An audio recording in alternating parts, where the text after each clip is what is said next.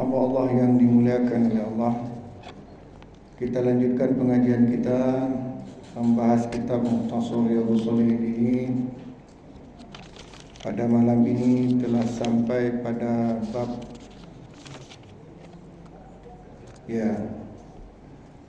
bab takhlidi uqubah man amara bil ma'ruf aw naha 'anil munkar wa khalafa qawluhu fi'lahu. Artinya bab tentang kerasnya ganjaran, beratnya hukuman bagi yang melaksanakan amar ma'ruf nahi munkar, tapi berbeda antara perkataan dan perbuatan. Nah, itulah kira-kira. Tadi menyuruh kepada yang ma'ruf sementara dia enggak peduli dengan dirinya sendiri. Suruh orang salat, dia enggak salat. Ya, suruh orang puasa, dia enggak puasa. Ya. Atau melarang orang main judi, dia bandar judi, tukik buntut. Larang orang mabuk, dia tenggen. Nah, gimana hukumnya? Ya. Itu bab yang dibahas dalam kitab ini pada malam ini. Qala Allah Ta'ala, Allah berfirman dalam kitab ini cantumkan surah Al-Baqarah ayat 44. At-ta'murunan nasa bil birri. Artinya, mengapa engkau menyuruh orang lain berbuat kebaikan? Ya, wa tansawna anfusakum, tapi kalian melupakan diri kalian sendiri. Ya, wa antum taslunal kitab, kalian membaca kitab, maksudnya kitab Taurat. Kalau kita baca kitab tafsir ayat ini, itu kaitan utamanya dengan umatnya Yahudi, umatnya Bani Israel. Nah, tapi juga terkait dengan umat Nasrani dan umat Islam. Jadi seluruh isi Al-Quran itu pasti terkait dengan umat Islam. Terkait dengan umat Islam. Kenapa? Karena Al-Quran ini diturunkan kepada Nabi Muhammad. Kalau ada kisah-kisah terdahulu kaitannya dengan umat Islam, ambillah pelajaran dari kisah tersebut. Walaupun sebagian besarnya itu kaitan langsung dengan ajaran Islam. At-ta'murunna sabil birri. Mengapa engkau menyuruh orang lain berbuat baik, beramal ma'ruf, menyuruh orang lain berbuat baik, wa tansawna anfusakum, tapi kalian lupa pada diri kalian sendiri. Wa antum tatlunal kitab, kalian membaca Alkitab, kitab Taurat. Ya. Wa antum taslunal kitab afala taqilun, apakah kalian tidak berfikir menggunakan akal? Ini hamba Allah sesuai dengan firman Allah surat As-Saff ayat 2 dan 3. 3 dan 4 apa 2 dan 3? Ya ayyuhalladzina amanu lima taqulu ma la taf'alun, kaburan maqtan indallah an taqulu ma la taf'alun. 2, 3, 4. Ya, 3, 4 lah. Atau kalau 3, 4, 2, 3. Apa susah. Toto lah. Ya ayyuhalladzina amanu, wahai orang-orang yang beriman, lima taqulu ma la taf'alun. Mengapa engkau mengatakan sesuatu yang kamu tidak mengerjakannya? Ya, kaburan maqtan indallah, amat besar murka Allah. Kaburan maqtan indallah an taqulu ma la taf'alun, terhadap orang yang hanya pandai mengatakan tapi tidak melakukannya. Sekarang contoh, boleh enggak kita bagus baik tidakkah kita menyuruh orang salat tahajud tapi kita tidak salat tahajud? Baik enggak? Ayo. Saya enggak salat tahajud nih, saya suruh orang salat tahajud, baik apa buruk? Baik. Baik. Walaupun saya nggak tahajud. Man dalla ala khairi falahu mislu ajri fa'ili. Barang siapa yang menunjukkan satu kebaikan, maka dia mendapat pahala sebagaimana orang yang mengerjakan. Man sanna fil Islam sunnatan hasanatan falahu ajruha wa ajru man amila biha ba'dahu.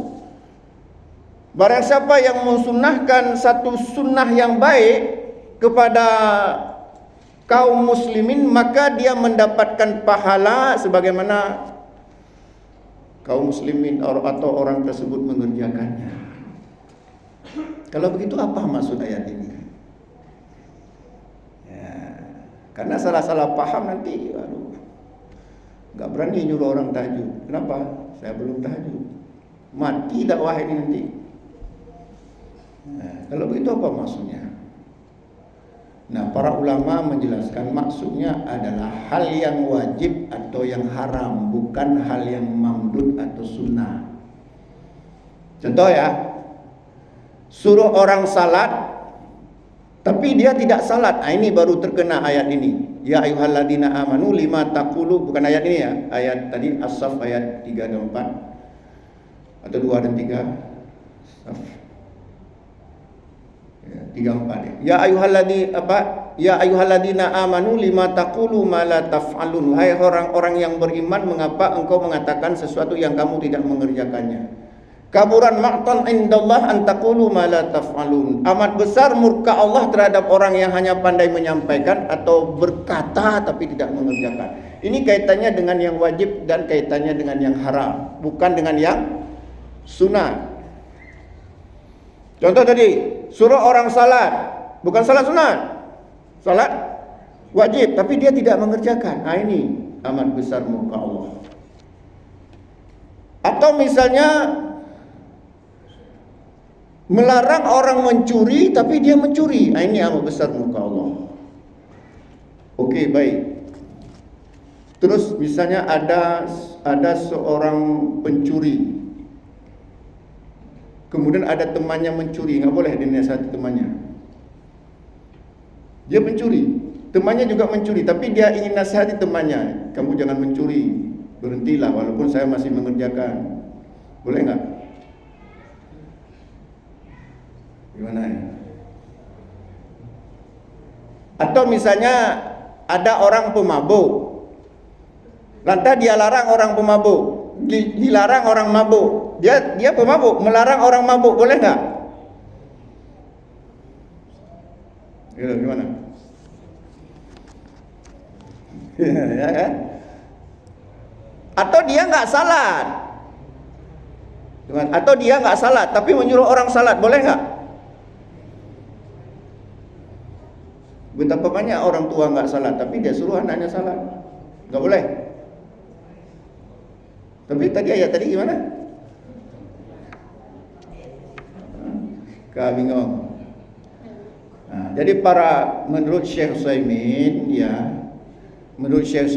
jumhur ulama berpendapat dia tetap wajib beramar ma'ruf walaupun dia tidak mengerjakan.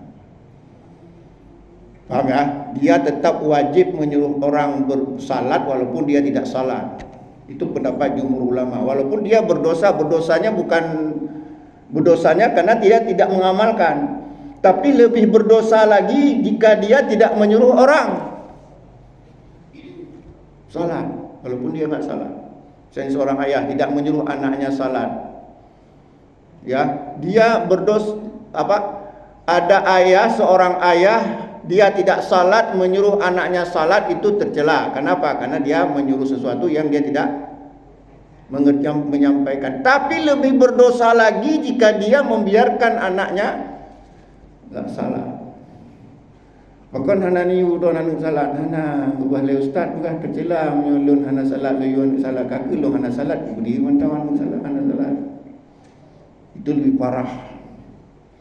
Tapi jumhur ulama berpendapat ya tetap seseorang berkewajiban beramar ma'ruf nahi mungkar walaupun dia tidak mengerjakannya. Tapi sebagian ulama ada yang berpendapat dia nggak boleh beramar ma'ruf. Tapi dalam hal yang wajib atau dalam hal yang haram. Kenapa? Karena jelas sekali banyak ayat hadis-hadis Nabi dan juga banyak hadis-hadis Nabi betapa bahayanya kita meninggalkan amar ma'ruf nahi munkar walaupun kita tidak mengerjakannya. Contoh, Rasulullah SAW bersabda, hadis ini diriwayatkan oleh Imam Ahmad, Tirmizi dan lainnya, walladzi nafsi Muhammadin biyadi, walladzi nafsi biyadi, la ta'murunna bil ma'ruf wa la tanhauna 'anil munkar aw la yushikanallahu ayyab'atha 'alaikum iqaba thumma tad'unahu fala yustajaba lakum. Kata Nabi, walladzi nafsi biyadi, demi jiwaku ada di tangannya, la ta'murunna bil ma'ruf, hendaklah kalian beramar ma'ruf, wa la tanhauna 'anil munkar, hendaklah kalian mencegah kemungkaran. Atau kalau kita tinggalkan, au la yushikanallahu ayyab'atha 'alaikum iqaba, jika kita tinggalkan amar ma'ruf nahi munkar, Allah akan memberikan kita azab. Summa tad'unahu, kemudian kalian berdoa agar Allah menghilangkan azab tersebut, fala yustajaba lakum, maka Allah tidak mengabulkan doa kalian. Nah, dalam hadis ini dikatakan secara umum bahwa kita harus beramar ma'ruf nahi munkar walaupun kita tidak mengerjakannya. Hadis berikutnya kata Nabi,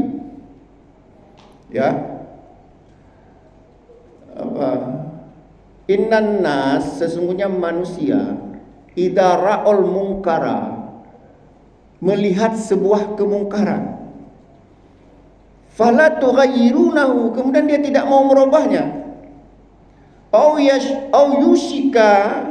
yushaka ya ummahumullahu bi'iqabihi, maka Allah akan memberikan hukuman kepada seluruh manusia yang ada di daerah tersebut. Jadi kata Nabi apa tadi? Sesungguhnya manusia, innan nas idza ra'ul munkara, melihat kemungkaran, fala yughayyirunahu, tapi tidak mau merubahnya. Terus apa yang terjadi? Ausyaka ya ummahumullahu bi'iqabi, maka Allah akan memberikan azab kepada seluruh orang yang ada di daerah tersebut. Nah, seluruh orang termasuk tadi orang yang menyuruh kepada kebaikan tapi tidak mengamalkannya. Dalam hadis lain Nabi sebutkan, ma min rajulin, tidaklah seorang laki-laki, yakunu fi qaumin, dia berada pada suatu kaum, yu'malu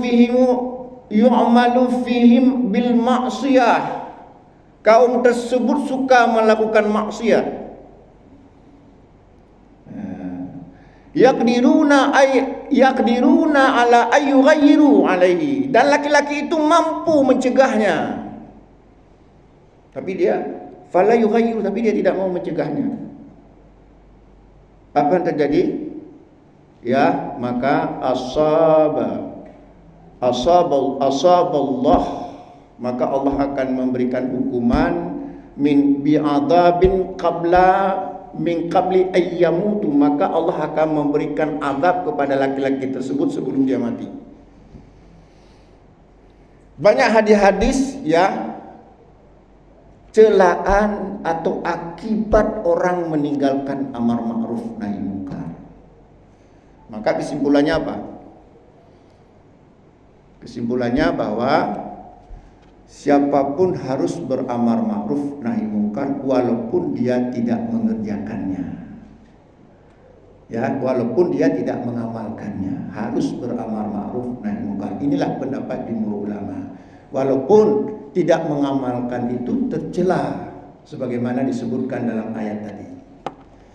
Tapi ada yang menarik yang dijelaskan oleh para ulama, bahwa orang yang beramar ma'ruf dalam hal wajib ini tapi dia tidak mengamalkannya, atau melarang kemungkaran tapi dia mengerjakan kemungkaran tersebut, dia tercela diantaranya karena dia beramar ma'ruf. Apa tadi? Dia menyuruh beramar ma'ruf, tapi dia tidak mengamalkannya. Kemudian melarang kemungkaran, tapi dia mengamalkannya.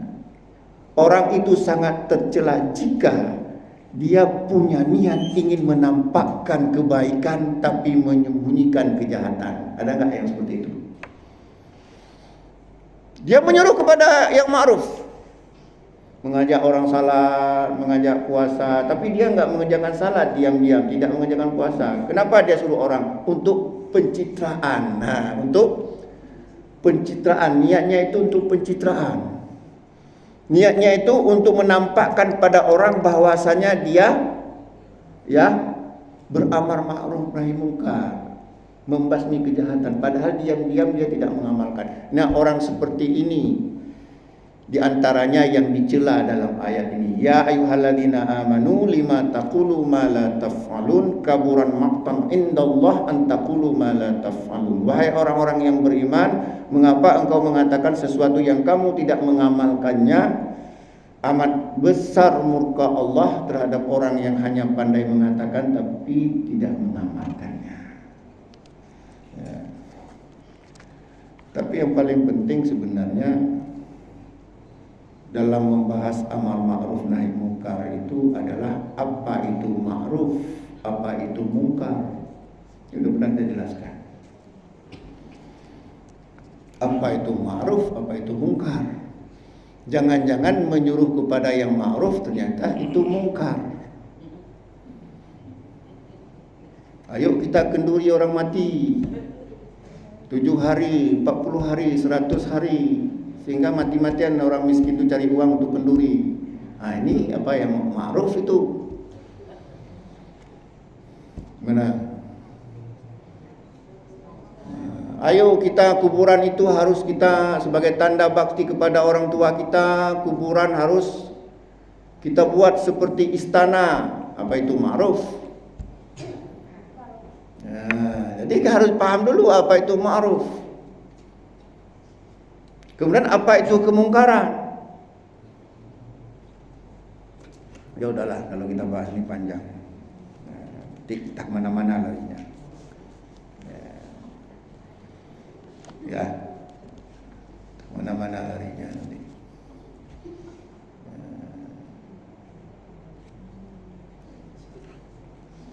Ada juga orang ya, begitu dikuburkan, ini yang kadang-kadang saya membuat sampai hari ini nggak habis pikir saya. Begitu orang sudah dikuburkan, pernah lihat nggak? Dikuburkan, udah selesai dikuburkan, terus dibentangkan tikar, ya, duduklah di situ tengku, ngomong berdialog dengan orang yang di dalam kubur. Apa dialognya? Nyo menyodrok untuk 2 roh malaikat. Tanyong bak kata, so Tuhan kata ni jawab bagah, Tuhan kata adalah Allah. Bilang 4 bukan 3, 4 orang tu. Nyo termasuk marabuka wa ma nabiyuka wa ma dinuka wa ma qiblatuka wa ma imamuka. Padahal dalam hadis yang sahih cuma 3 saja. Ada pernah lihat apa namanya itu? Talqin. Itu ma'ruf atau munkar? Yang berani bilang. Berani bilang itu munkar? Mana ada? Usir bilang. Coba kita lihat surat Fatir ayat 22. Bagaimana bunyinya? Siapa bisa hafal Fatir ayat 22? Surat Fatir ayat 22. Siapa bisa hafal? Gimana? Coba dibuka. Fatir ayat 22. Coba.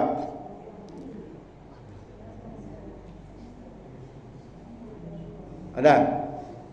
Lama kali biasa sebut aja boleh? Cobalah biar ada tantangan sedikit, coba lihat. Fatir ayat 22.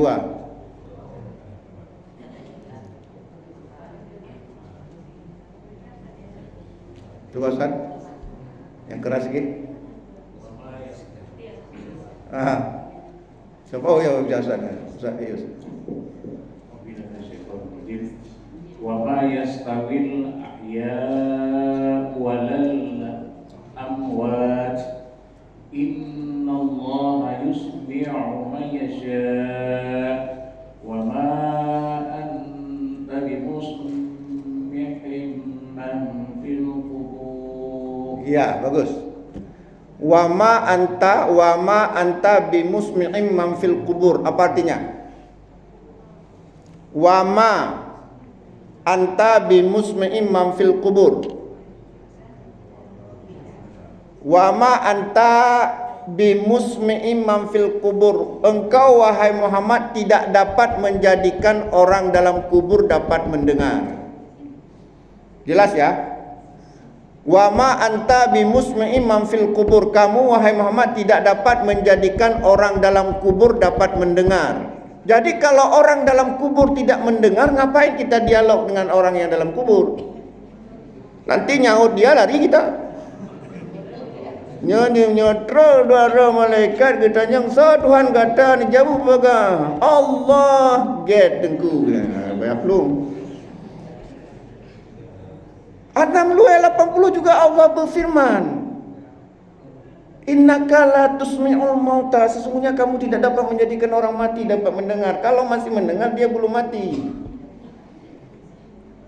Kemudian talqin itu kata Nabi, laqinu mautakum la ilaha illallah. Talqinkanlah orang yang akan meninggal, bukan telah meninggal. Laqinu mautakum la ilaha illallah. Talqinkanlah orang yang akan meninggal dengan mengajarkan kalimat la ilaha illallah. Kenapa pintu tobatnya masih terbuka, nyawanya belum sampai di tenggorokan? Ya, innallaha yaqbalu taubatal abdi ma lam yugharri. Sesungguhnya Allah akan menerima tobat seorang hambanya sebelum sampai nyawanya di tenggorokan. Sebelum nyawanya sampai di tenggorokan, Nabi menyuruh mengajarkan tauhid. Kenapa? Karena orang yang mati dalam bertauhid pasti masuk surga. Man mata min ummati la yusyriku bi syai'a dakhala jannah, kata Nabi. Barang siapa yang mati dari umatku dia tidak mensyirikatkan Allah sedikit pun, dakhala jannah, ia pasti masuk surga. Ya. Man mata wa huwa ya'lamu annahu la ilaha illallah dakhala jannah. Barang siapa yang mati dari umatku dia mengetahui bahwa tiada Tuhan yang berhak disembah melainkan Allah, dakhala jannah, ia pasti masuk surga. Jadi disuruh talqin oleh Nabi sebelum mati, bukan setelah mati. Mengajarkan kalimat la ilaha illallah. Kenapa? Kalau dia mati dalam keadaan bertauhid, menurut hadis tadi pasti masuk surga. Walaupun pasti masuk surga itu melalui dua cara. Ada yang langsung, ada yang transit. Transit di mana? Di Medan.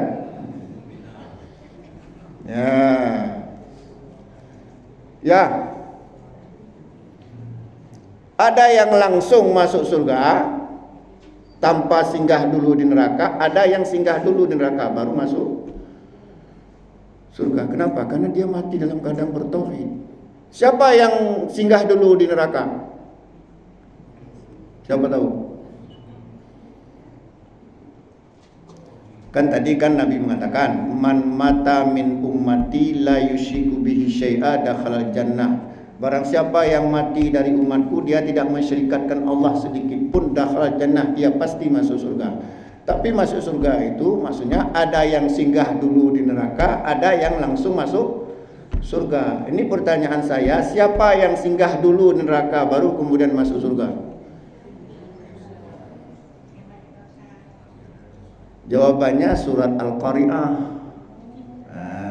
Gimana bunyinya? Qari'ah atau Al-A'raf ayat 8 dan 9. Gimana surah Al-Qari'ah bunyinya? Fa amma man thaqulat mawazinuhu fahuwa fi 'ishatir radiyah wa amma man khaffat mawazinuhu fa ummuhu hawiyah. Apa artinya? Fa amma man saqulat mawazinuhu, adapun orang yang berat timbangan pahalanya, kebaikannya, apa yang terjadi? Berat timbangan pahalanya menurut ahli tafsir, dosanya kecil. Paham ya? Kebaikannya banyak, berarti dia ada dosa tapi dosanya kecil, ringan.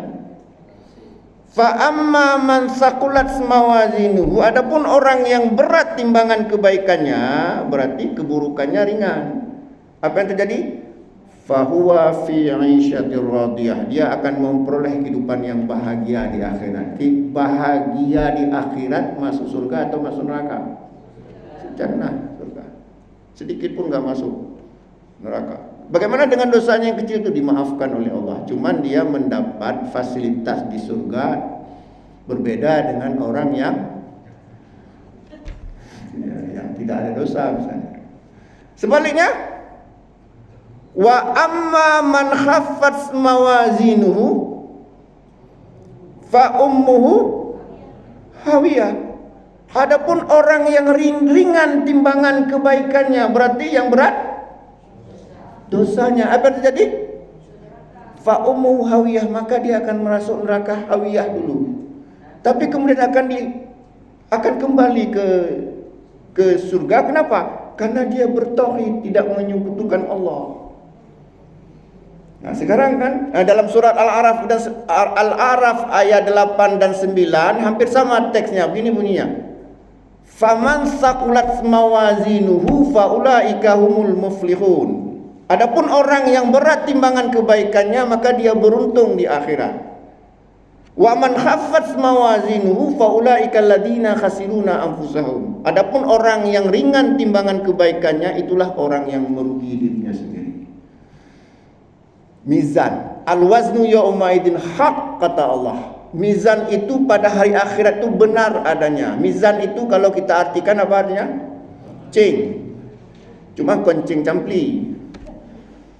Timbangan. Jangan kita bayangkan seperti ceng hilang baru, laisa kamitslihi syai'un, tidak ada sesuatu pun yang serupa. Nah, sebelum ditimbang oleh Allah di akhirat pada yaumul hisab, kita timbang diri sendiri dulu.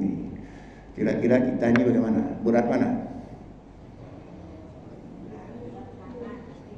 Berat mana kita ini? Termasuk saya, berat kebaikannya atau berat keburukannya? Alhamdulillah kebaikan. Tapi hati-hati ya, ada satu amalan yang paling parah, yang berat sekali timbangan keburukannya. Sampai Nabi mengatakan begini. Dan ini kaitannya dengan pertanyaan seorang sahabat. Pertanyaan sahabat itu begini. Dia tanya, an aksari ma yudkhilun nasa annar. Dia tanyakan, an aksari ma yudkhilun nasa annar.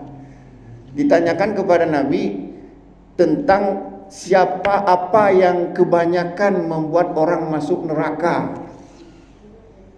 Kira-kira kalau kita ketemu Nabi tanya juga itu kan. Apa yang kebanyakan membuat orang masuk neraka? Berarti berat kali timbangannya. Apa jawaban Nabi? Faqal. Coba tahu. Nabi enggak bilang membunuh, Nabi enggak bilang apa? Mencuri. Apa jawaban Nabi? An aksari ma yudkhilun nasa annar. Ditanyakan suila Rasulullah an aksari ma yudkhilun nasa annar. Ditanyakan kepada Nabi tentang apa yang kebanyakan membuat orang masuk neraka. Faqal, Nabi menjawab apa? Al-famu wal farju, mulut dan kemaluan. Mulut ternyata mau pep-pep kalau mengoh betepul. Misalnya itu salah, ini salah, baik laki-laki maupun perempuan. Suka sekali kita tajassus, cari-cari kesalahan orang lain. Kebiasaan tajassus naik kelas 2 namanya apa? Kelas ghibah. Kebiasaan ghibah naik kelas 3 apa? Fitnah. Ini ternyata yang kebanyakan membuat orang masuk neraka. Mulut. Ada orang kalau nggak ghibah nggak bisa bicara dia. Nggak bisa minum. Kalau nggak mengkritik orang dia nggak bisa bicara.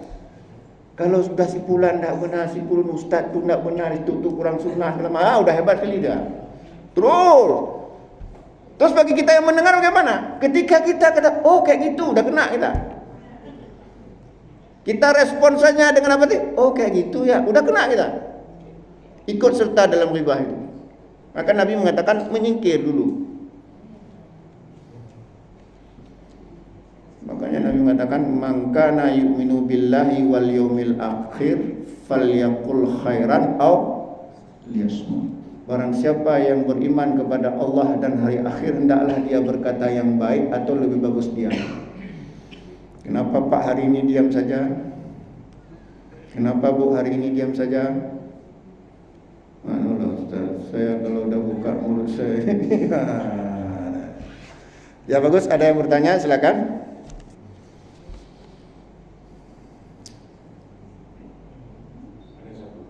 Ya silakan. Amar ma'ruf nahi munkar itu sekitar mengajak, memerintah, menghimbau, atau juga melakukan. Artinya begini, amar ma'ruf nahi munkar, melakukan yang ma'ruf, tidak melakukan yang munkar, atau hanya menyuruh yang ma'ruf, melarang yang munkar. Nah, pengertian secara syar'i gimana? Ya. Demikian. Ya. Jadi untuk menjawabnya kita harus gabungkan dua ayat. Ayat pertama adalah ayat tentang dakwah. Di antaranya apa?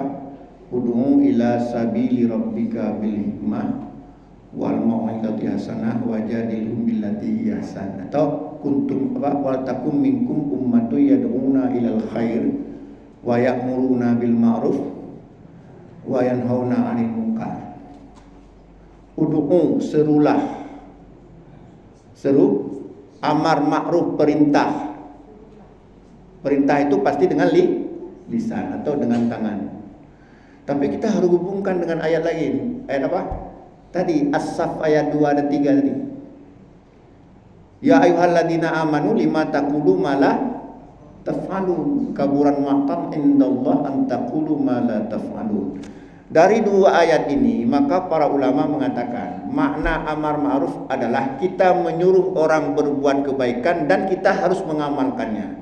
Kita melarang orang berbuat kemungkaran dan kita juga harus menghindarinya. Itu yang dimaksud dengan amar ma'ruf nahi munkar. Kalau hanya kita pandai menyuruh orang berbuat ma'ruf tapi kita tidak mengerjakannya, atau menyuruh orang, melarang orang berbuat kemungkaran tapi kita mengerjakannya, itu tidak dikatakan beramar ma'ruf nahi munkar. Jadi yang dikatakan beramar ma'ruf nahi munkar adalah menyuruh orang kepada yang ma'ruf dan kita juga mengamalkannya, atau kita dahulu mengamalkannya, dan melarang orang dari kemungkaran, kita juga harus meninggalkannya. Itu baru dikatakan amar ma'ruf nahi munkar. Makanya seperti Ali Hasmi mendefinisikan dakwah adalah seruan kepada Allah, mengajak yang ma'ruf, mencegah kemungkaran, dengan terlebih dahulu orang yang menyuruh dan melarang tersebut mengamalkannya. Itu definisi dakwah menurut Profesor Ali Hasmi yang almarhum. Ya. Ada lagi yang lain?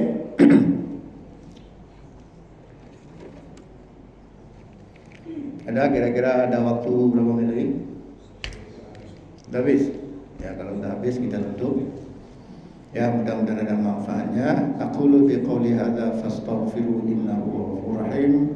Wassalamualaikum warahmatullahi wabarakatuh.